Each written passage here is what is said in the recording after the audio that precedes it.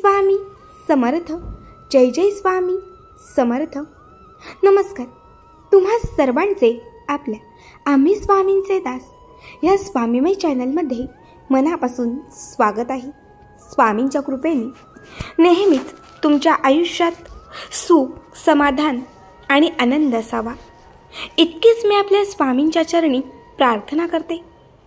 आणि आपल्या आजच्या या नवीन आणि सुंदर व्हिडिओला पुन्हा एकदा नव्याने सुरुवात करते. भक्तांनो, बघा, मी नेहमीच तुम्हाला आपल्या आम्ही स्वामींचे दास या स्वामीमय चॅनलमध्ये श्री स्वामी समर्थ महाराजांचे भक्तांना आलेले निस्सीम अनुभव सांगत असते.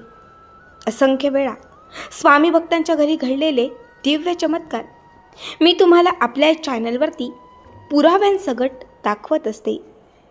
मात्र आज मी तुम्हाला आपल्या चॅनलवरती महालक्ष्मीचा, एका कुलदेवीचा, एका स्वामी भक्त ताईंच्या घरात घडलेला एक थरारक चमत्कार सांगणार आहे. बघा, जेव्हा आपण आपल्या कुलदेवीची उपासना करतो, जेव्हा आपण आपल्या कुलदेवीची सेवा करतो, तेव्हा ही कुलदेवी जागृत होऊन भक्तांच्या आयुष्यात कसे चमत्कार घडवते हे तुम्हा सर्वांना आपल्या आजच्या व्हिडिओतून पाहायला मिळेल. आजचा हा व्हिडिओ प्रत्येकासाठी अत्यंत महत्त्वाचा आहे, त्यामुळे शेवटपर्यंत बघा. आणि जे चॅनलवरती नवीन असतील त्यांनी आपल्या चॅनलला सबस्क्राईब करा, कारण तुम्ही आपला चॅनल सबस्क्राईब केल्यामुळे मी पुढचे जे काही व्हिडिओ बनवेन त्याचे सर्वात पहिले नोटिफिकेशन तुमच्यापर्यंत पोहोचेल. तर भक्तांनो, बघा, आपला आजचा हा अनुभव आहे पुण्यात राहणाऱ्या स्वामींच्या परमभक्त ताई, ज्या महालक्ष्मीच्या निस्सीम भक्त आहेत. सौ नंदिनी विशाल गवाळे. पुढील हा संपूर्ण अनुभव या ताईंच्याच शब्दात. ताई म्हणतात, नमस्कार श्री स्वामी समर्थ. नमस्ते सु महामाये श्रीपीठे सुरपूजिते शंखचक्र गदाहस्ते महालक्ष्मी नमस्तुते. महालक्ष्मी श्री स्वामी समर्थ महाराज माझे सर्वस्व. त्यांच्या कृपेने माझ्या आयुष्यात घडलेले दिव्य चमत्कार मी आज सगळ्यांना सांगत आहे. मनात खूप आनंद, डोळ्यात पाणी आणि अंगावर शहारे आहेत, कारण आज माझा अनुभव सांगण्याची संधी मला या दैवी कृपेमुळे मिळाली आहे. मी पुण्यात राहते. गेली 18 वर्ष मी स्वामी सेवा आणि कुलदेवीची सेवा करते. खरं तर त्यांच्या कृपेने माझ्या आयुष्यात मला कसलीही कमतरता नव्हती. सगळं छान, उत्तम सुरू होतं.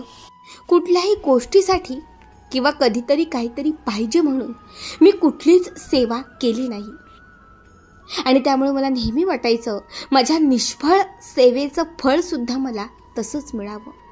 खरं तर प्रत्येक नवरात्रीमध्ये मी 9 दिवस निर्जला व्रत धरायचे. दिवसभरात फक्त एखादं फळ आणि एक ग्लासभर दूध घ्यायचे. तसेच आठवड्यातील प्रत्येक शुक्रवार आणि मंगळवारी सुद्धा मी निर्जला व्रत धरायचे. मला फक्त माता महालक्ष्मीची प्रचिती हवी होती. माझ्या आयुष्यात, माझ्या कुटुंबावर मला तिची कृपा हवी होती, कारण पहिले दिवस खूप कठीण होते. माझ्या पतीने, माझ्या सासऱ्याने खूप काही भोगले होते. आमच्या संपूर्ण घराला आमच्या कुटुंबदारांनी वाळीत टाकले होते. आणि त्यामुळे मला नेहमी वाटायचे की माझ्या घरात महालक्ष्मीचा साक्षात्कार असावा. माझ्या घरात नेहमीच महालक्ष्मीची प्रचिती असावी. जेव्हा माझे पती लहान होते त्याचवेळी आमच्या घरात आमचे कुलीचे देव होते, जे चांदीत मडवलेले होते. आणि आमच्या घरातून चोरी झाली. त्या चोरीमध्ये 3 देव हे चोरीला गेले आणि 2 देव तसेच राहिले.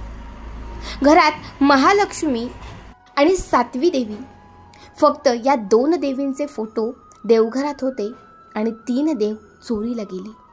ते देव आम्हीच चोरले अशी आमच्या कुटुंबदारातील लोकांची चर्चा झाली आणि त्यामुळे त्यांनी आम्हाला वाळीत टाकले.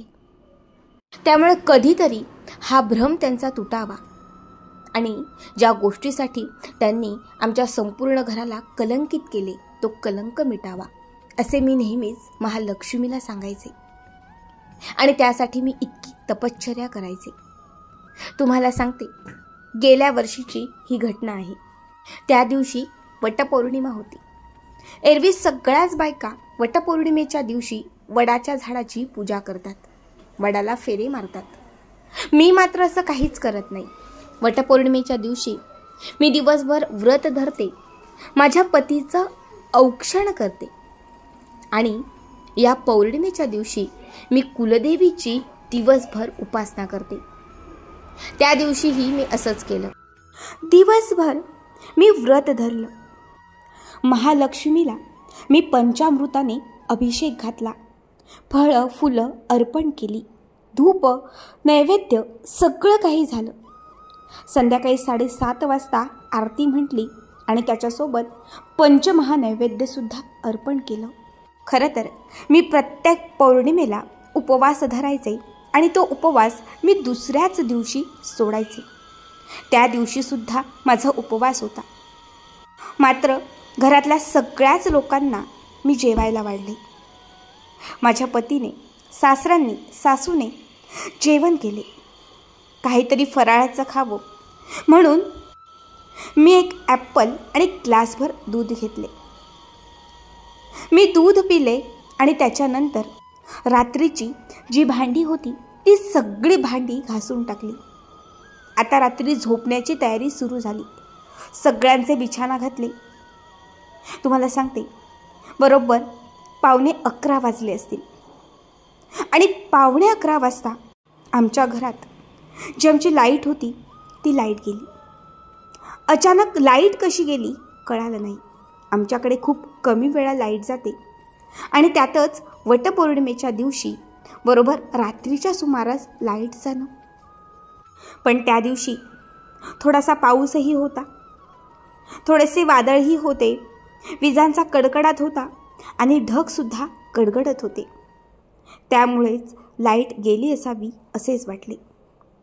अर्धा तास होऊन गेला तरीही लाईट येईना.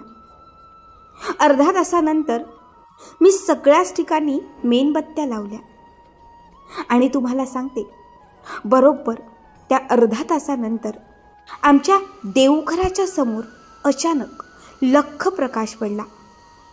एका सेकंदाला एखादी वीज त्याच्यावरती कोसळली असेच वाटले. दुसऱ्या मिनिटात जणू काही तिथे लाईटच आली असे वाटले. तो लख्ख प्रकाश आणि त्या प्रकाशातून एक आवाज येऊ लागला.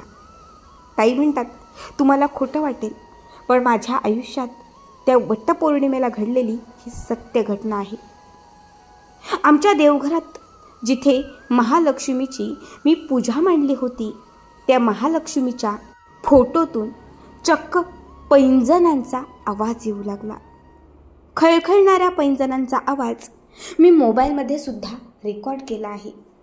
तुम्ही नक्की ऐका.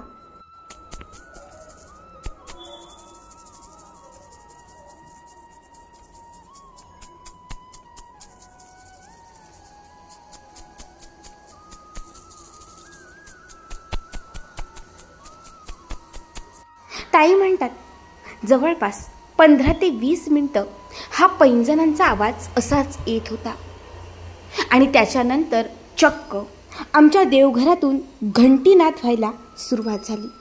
अचानक आमच्या देवघरातून घंटेचा आवाज येऊ लागला. मी, माझे पती, सासू, सासरे आम्ही सगळेच हा चमत्कार पाहत होतो.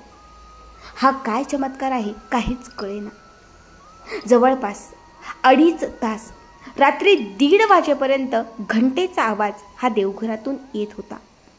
खरं तर हा आवाज माझ्या पतींनी मोबाईलमध्ये रेकॉर्डसुद्धा केलेला आहे. नक्की ऐका.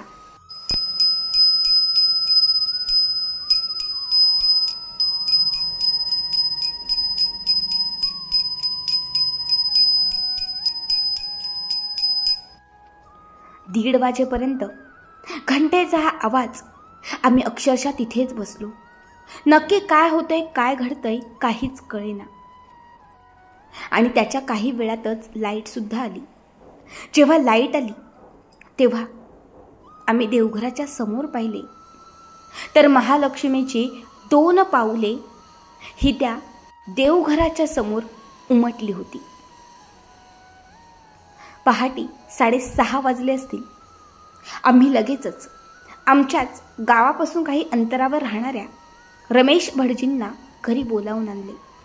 सगळी हकीकत त्यांना सांगितली आणि तेव्हा त्यांनी सांगितले, महालक्ष्मी या पौर्णिमेला साक्षात तुमच्या घरी आली.